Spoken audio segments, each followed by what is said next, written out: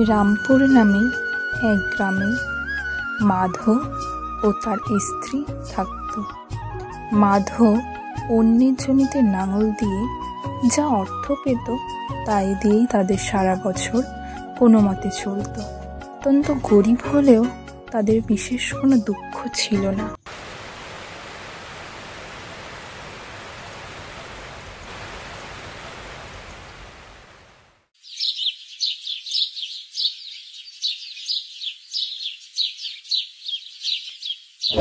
গিন্নি, কাল রাতে যা বৃষ্টি হয়েছে, আজ একটু মাঠে গিয়ে দেখি কারোর জমিতে লাঙল দিতে হবে কিনা। হ্যাঁ যাও, বর্ষার এই কটা মাসেই তো অন্যের মাঠে লাঙল দিয়ে যা রোজগার হয় তাই দিয়েই আমাদের সারাটা বছর চালাতে হয়। হ্যাঁ, তুমি ঠিকই বলেছ। তবে জানি না কতদিন বা গ্রামের মানুষরা আমাকে দিয়ে তাদের জমি লাঙল দেওয়াবে। কেন তুমি এমন বলছো কেন? এমন বলছি কি আর সাধে, এখন সবাই মাঠ চাষ করার জন্য ট্রাক্টরের ব্যবহার করছে। তাতে তাদের জমি চাষ করার সময় অনেক কম লাগছে, ফলে তাড়াতাড়ি তারা মাঠে ধানের চারা লাগাতে পারছে। ও এই ব্যাপার, তাহলে তুমিও একটা ট্র্যাক্টর কিনে ফেলো, তাহলে তো সবাই তাদের জমি চাষ করার জন্য তোমাকেই ডাকবে। হাসালে গিন্নি, একটা ট্রাক্টরের দাম কত তা তুমি জানো? না, জানি না। অনেক দাম বুঝি? হ্যাঁ, অনেক দাম। হয়তো অত টাকা তুমি আমি আমাদের সারা জীবনেও দেখিনি। হ্যাঁ, বলো কি? তাহলে এর থেকে আমাদের বলদ দুটোই ভালো। হ্যাঁ হ্যাঁ, সে তো বটেই, শুধু ওদের দুবেলা খাওয়ালেই হবে। হ্যাঁ, তাহলে তুমি এবার মাঠের দিকে যাও। আর হ্যাঁ, যাওয়ার আগে বলদ দুটোকেও খেতে দিয়ে যেও। আমি এবার রান্না করতে যাই বরং। আচ্ছা ঠিক আছে গিন্নি, আমি আসি তাহলে।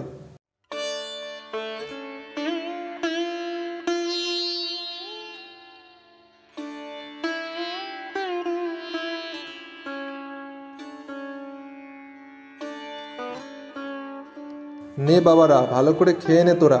আমি মাঠের দিক থেকে ঘুরে আসি, দেখি যদি কেউ তাদের জমি আমাদের দিয়ে লাঙল দেওয়ায়।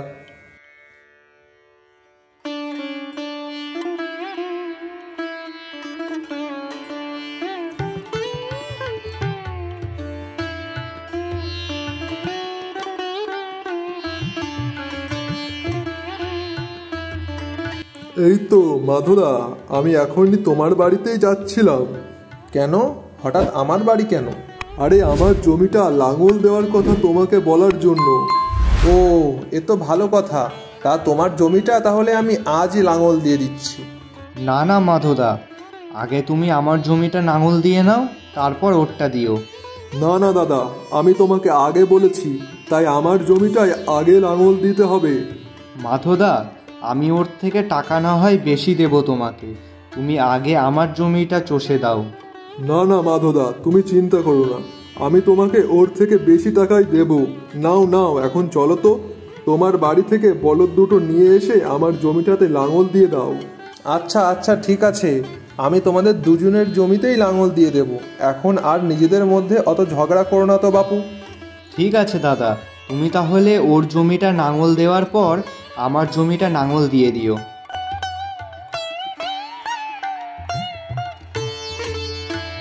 এ কি গো দাদা, সামান্য একজন জমিতে লাঙল দেওয়া লোক, আর তোমরা তাকে মাথায় করে রেখেছো কেন? এই গ্রামে কি আর কেউ জমিতে লাঙল দেয় না? হ্যাঁ আছে তো, এত বড় গ্রামে ও ছাড়া আরও অনেকেই তো টাকা নিয়ে অন্যের জমিতে লাঙল দিয়ে দেয়, কিন্তু আমাদের এই মাধবদার মতো কেউ জমি চষতে পারে না। তার কাজ অসাধারণ, তার চাষ করা জমিতে ফসলও খুব ভালো ফলে, তাই তো সবাই তাকে দিয়েই জমিতে লাঙল দেওয়ায়। ও আচ্ছা, এই ব্যাপার। তা সে একটা জমি চাষ করতে কত অর্থ নেয়? তা সে যখন চাষটা খুব ভালোই করে, তাই তার কাজের মূল্য অন্যদের তুলনায় কিছু বেশি। ও, তাহলে অর্থও যখন বেশি খরচা হচ্ছে, আবার সময়ও যখন বেশি লাগছে, তার থেকে তো তোমরা তোমাদের জমি ট্র্যাক্টর দিয়েই চাষ করাতে পারো। ট্র্যাক্টর? সেটা কি? আরে ট্র্যাক্টর, যা দিয়ে অল্প সময়ের মধ্যেই জমি চাষ হয়ে যায়। ও, ওই জমি চষা মেশিন? হ্যাঁ হ্যাঁ, দেখেছি তো। আমি পাশের গ্রামের এক আত্মীয়র বাড়িতে গিয়েছিলাম, তো ওই গ্রামে দেখেছি। তবে ওটা দিয়ে চাষ করতে শুনেছি অনেক খরচা হয়। খরচা হয়, তবে খুব একটা বেশি না। ও আচ্ছা, তবে এই গ্রামে তো তেমন মেশিন কারও নেই। তাহলে আর ও কথা ভেবে কি হবে? আর শুনেছি ওটার দাম নাকি অনেক। না ভাই, ওর থেকে আমাদের মাধবদার বলদ দিয়ে লাঙল দেওয়াই ঠিক আছে। ও আচ্ছা, তাহলে আমি চলি এখন।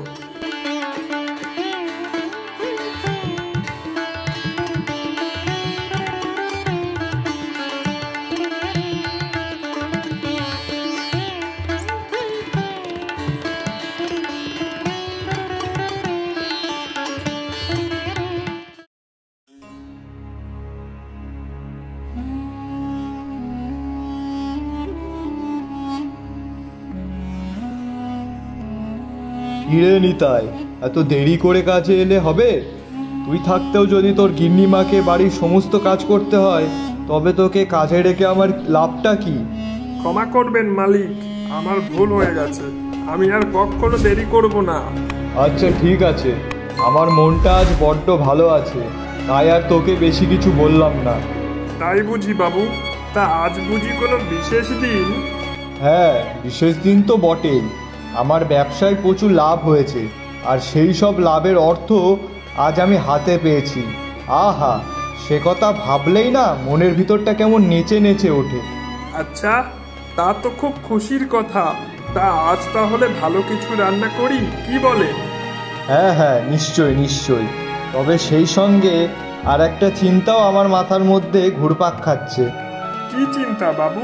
যদি কিছু মনে না করেন তবে আমাকেও বলতে পারেন। আসলে এতগুলো টাকা বাড়িতে এমনি এমনি ফেলে রাখা বোকামি, তাই ভাবছি যে এগুলো যে কোনো একটা কাজে লাগায়। তবে কি কাজে লাগায় তা ভেবে পাচ্ছি না। ও এই ব্যাপার। তা বাবু, আপনি ওই টাকা আবার আপনার ব্যবসার কাজেই লাগান না? আরে না না, আমি চাইছি এটা দিয়ে একটা নতুন কিছু করতে। বাবু, আমার মাথায় একটা দারুণ বুদ্ধি এসেছে। বুদ্ধি? তাও আবার তোর মাথায়? তা বল দেখি কি বুদ্ধি। বলছি বাবু, এই টাকা দিয়ে একটা ট্র্যাক্টর কিনলে কেমন হয়? ট্র্যাক্টর? ট্র্যাক্টর কিনে কি করব? আরে বাবু, এই গ্রামে অনেকগুলো জমি আছে, তাই সবাইকে ওই জমি চাষও করাতে হয়। সবাই বলদ দিয়ে, যারা জমিতে লাঙল দেয় তাদের দিয়েই নিজেদের জমি চাষ করায়।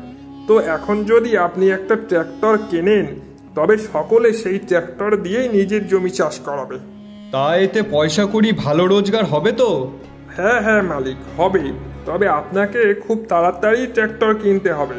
সে ট্রাক্টর না হয় আমি আজই শহর থেকে কিনে আনছি, তবে এই দিকটা কিন্তু তোকেই সামলাতে হবে। হ্যাঁ হ্যাঁ বাবু, অবশ্যই। উপযুক্ত পারিশ্রমিক পেলে কেন সামলাবো না? আচ্ছা ঠিক আছে, তবে আমি আজই ট্র্যাক্টর কিনে আনছি।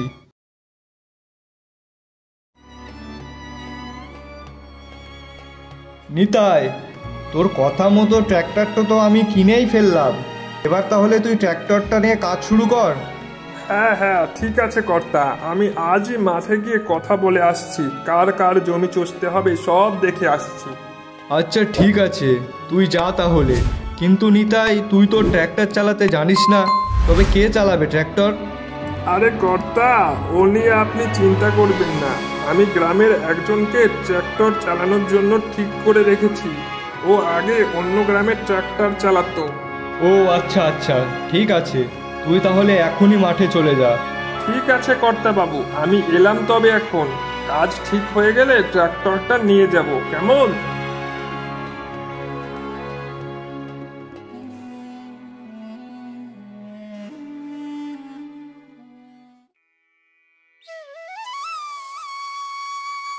কি গো, কাল এত দেরি করে কাজ করে বাড়িতে ফিরলে, আর আবার আজকে এত সকাল সকাল কাজে চলে যাচ্ছ?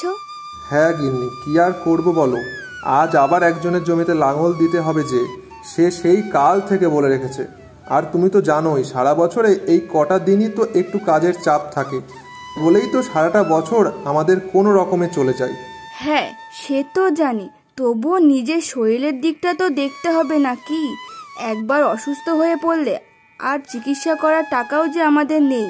কোনো চিন্তা করো না গিন্নি, উপরওয়ালা যেমন আমাদের দুবেলা খাবার জোগাড় করে দিচ্ছেন, তেমন তিনি অসুস্থ হয়ে পড়লে চিকিৎসার ব্যবস্থাও করে দেবেন। আমি এখন এলাম গিন্নি।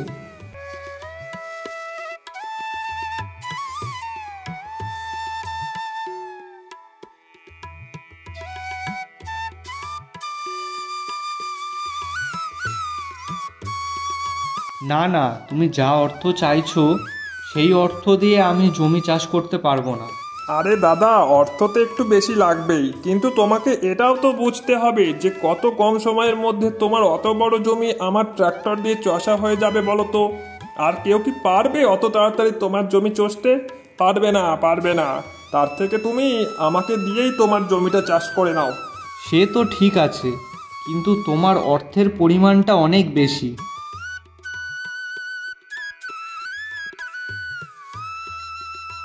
কি গো দাদা, কাল যে আমাকে তোমার জমিটা চষতে বললে, তা তোমার কোন জমিটা আগে চষতে হবে? সে তো ঠিক আছে মাধবদা, কিন্তু এই নিতাইয়ের মালিক ট্র্যাক্টর কিনেছে, তাই ও বলছে ওকে দিয়ে জমিটা চষতে। ও নাকি আজকের মধ্যেই আমার ওই বড় জমিটা চষে দেবে, তাই ভাবছি কি করব। আরে দাদা, চিন্তা করতে হবে না, তোমার ওই বড় জমিটা আমি আজই পুরোটা চষে দিতে পারবো। ও পারবে?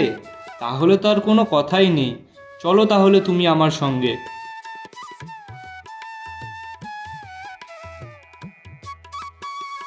এই মাথো লোকটার জন্য একটুর জন্য আমার কাজটা হলো না। এবার আমি কর্তাবাবুকে কি বলবো? যাই, কর্তার বাড়িতে ফিরে গিয়ে সবটা জানাই।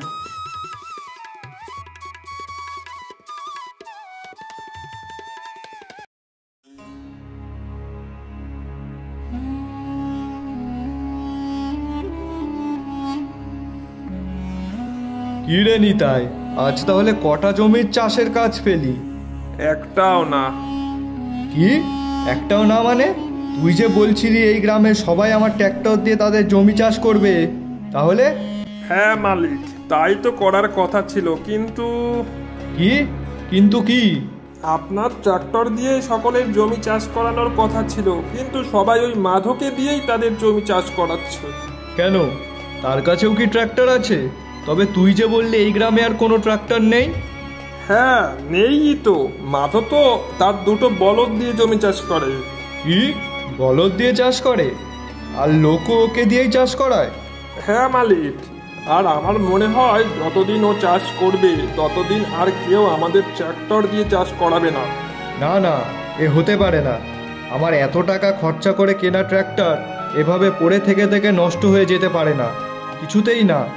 আমাদের কিছু একটা করতেই হবে। আপনি কি করবেন বলে ভাবছেন বাবু? যেভাবেই হোক আমাদের ওই মাধোর চাষ বন্ধ করতেই হবে। কিন্তু বাবু, সেটা কিভাবে করবেন? নিতাই, তোকে খুব গোপনে একটা কাজ করতে হবে, পারবি কি তুই? আর সেই কাজের কথা কেবল আমি আর তুই জানবো। কি করতে হবে বাবু? আমি পারবো, আপনি বলুন। আজ গভীর রাতে যখন সবাই ঘুমাবে, তুই তখন চুপি চুপি গিয়ে মাধোর বাড়ি থেকে ওর ওই বলদ দুটোকে চুরি করে আনবি। বাবু, চুরি করব? যদি কেউ ধরে ফেলে? আরে না না, কে ধরবে তোকে অত রাতে? তুই শুধু যাবি, চুপি চুপি বলদ দুটোকে নিয়ে আসবি। আর একটা কাজ করিস, বলদ দুটোকে রাত থাকতে থাকতেই পাশের কোনো গ্রামে নিয়ে গিয়ে বিক্রি করে দিস।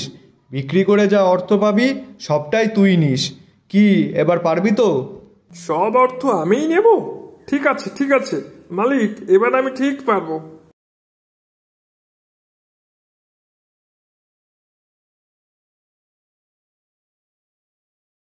সেদিন গভীর রাতে নিতাই মাধোর বাড়ি থেকে তার বলদ দুটো চুরি করে নিয়ে চলে যায়।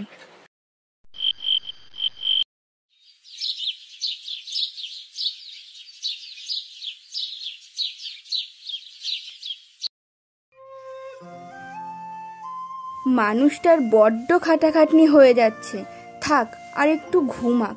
আমি বরং বাইরে গিয়ে বলদ দুটোকে খেতে দিয়ে আসি।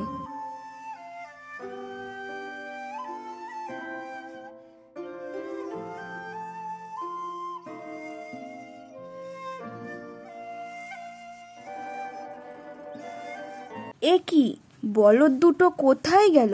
ওরা তো কখনো কোথাও যায় না, এমন তো কখনো হয়নি। তবে কি হলো? আমি বরং আশপাশটা একটু খুঁজে দেখি।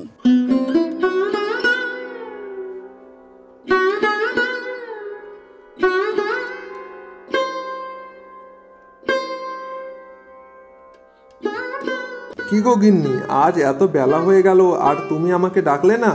আর এখানেই বা কি করছো? এ কি, আমার বলদ দুটো কোথায় গেল? ওগো, বলদ দুটোকে তো খুঁজে পাচ্ছি না গো। সে কি, কে নিয়ে গেল? নিশ্চয়ই কেউ চুরি করে নিয়ে গেছে।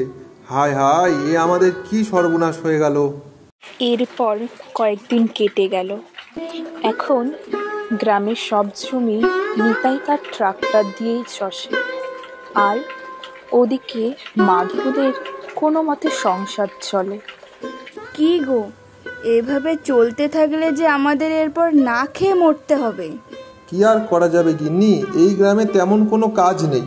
এতদিন ধরে তো অনেক জায়গাতেই কাজের চেষ্টা করলাম, কিন্তু সেই সব কাজ 2-1 দিনের বেশি যে হয় না, আর তাতে কয় টাকাই বা উপার্জন হয় বলো? তুমি কোনো একটা ভালো কাজের সন্ধান করো, প্রয়োজনে অন্য গ্রামে যাও কাজের খোঁজে। তা তুমি ঠিকই বলেছ গিন্নি, আমিও তাই ভাবছিলাম। ঠিক আছে, আমি তবে আজই আমাদের পাশের গ্রামে যাই একবার, দেখি যদি কোনো কাজ পাওয়া যায়। হ্যাঁ, তুমি বরং তাই যাও। ঠিক আছে গিন্নি, আমি এলাম তাহলে।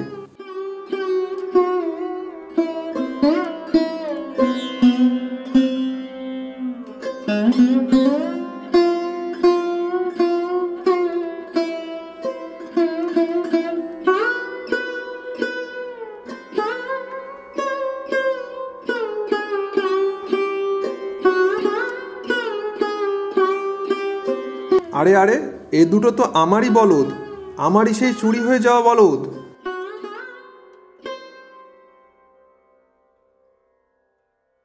এই যে, কে আপনি? আর আপনি আমার বলদের পাশে দাঁড়িয়ে কি করছেন? কি মতলব আপনার? কি বলছেন আপনি? এগুলো তো আমার বলদ।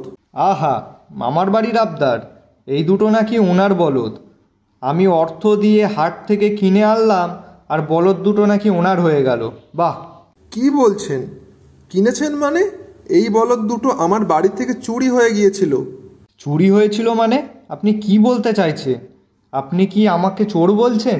না না, আমি আপনাকে চোর বলতে যাব কেন? তবে আমার মনে হয় চোর এই বলদ দুটো আমার বাড়ি থেকে চুরি করে আপনার কাছে বিক্রি করেছে। চুরি করেছে কিনা অত জানি না, আমি টাকা দিয়ে এই বলদ দুটো কিনেছি। তাই যদি আপনার এটা মনে হয় এই দুটো আপনার বলদ, তাহলে আপনি আমাকে আমার টাকা দিয়ে আপনার বলদ নিয়ে যান। কিন্তু আমার কাছে তো টাকা নেই। টাকা নেই তো আমিও বলদ দিতে পারবো না। দেখুন দাদা, এমন করবেন না। আপনি কার থেকে এই বলদ কিনেছেন? আপনি তাকে চেনেন? চিনি বলতে শুধু এইটুকু জানি যে ওই লোক পাশের গ্রামের একজন বড় লোকের বাড়িতে কাজ করে। পাশের গ্রাম মানে তো আমাদের গ্রাম। আমাদের গ্রামে তো ওই একজনই বড় লোক আছে। তবে কি? আচ্ছা দাদা, আপনি তাকে দেখলে চিনতে পারবেন কি? হ্যাঁ হ্যাঁ, অবশ্যই চিনতে পারবো। ঠিক আছে, তবে আপনি দয়া করে একটু আমার সঙ্গে আমার গ্রামে চলুন। ঠিক আছে, আপনি যখন এতটা সমস্যাতে পড়েছেন, চলুন তাহলে।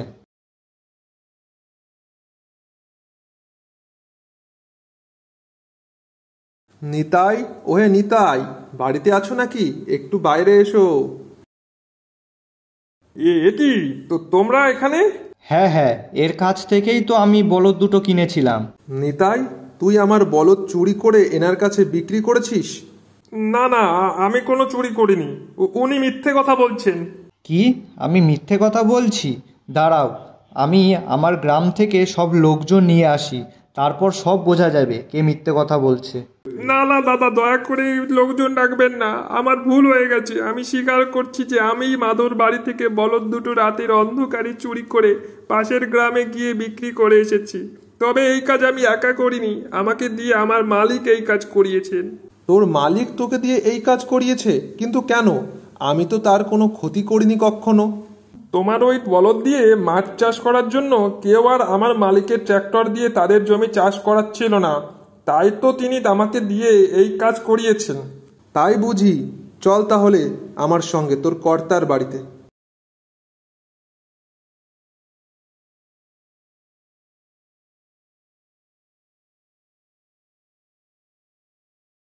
কি ব্যাপার? কারা তোমরা? এভাবে বিনা অনুমতিতে বাড়ির মধ্যে ঢুকে পড়লে যে? কি বলছেন? আরে আমাকে চিনতে পারছেন না? আমি মাধো। আরে ওই যে যার বলদ দুটো আপনি চুরি করিয়েছিলেন। কি আবল তাবল কথা বলছো তুমি? আরে আমি চুরি করতে যাবই বা কেন? আমি চাইলেই এরকম বলদ আরও 10টা কিনতে পারি। খামোখা চুরি করতে যাব কেন? তাহলে আপনি চুরি করাননি বলছেন? আরে বলছি তো আমি চুরি করিনি। ঠিক আছে, তাহলে আমি এবার তাকে ডাকি, কি বলেন? কাকে ডাকবে? নিতাই, একটু ভিতরে এসো তো।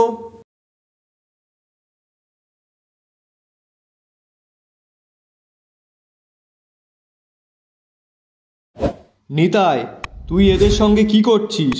কি বাবু, আপনি এখনো মিথ্যা কথা বলবেন? না, আমায় তুমি ক্ষমা করে দাও। মাধো, আমার ভুল হয়ে গেছে। লোভের বশে আমি তোমার বলদ দুটো চুরি করেছি। ছি ছি ছি, আপনি এত বড় মাপের মানুষ হয়েও এসব কাজ করতে আপনার একবারও বাধলো না? ছি! এই যে দাদা, ওই বলদ এনার, তাই এনাকে আমি সেগুলো দিয়ে দিচ্ছি, কিন্তু আমার টাকাটা কে দেবে? আপনার কোনো চিন্তা নেই, আপনার সব টাকা আমি দিয়ে দেব। আর আমি আপনাদের সবার কাছে ক্ষমা চাইছি, এমন ভুল আমার আর কখনো হবে না।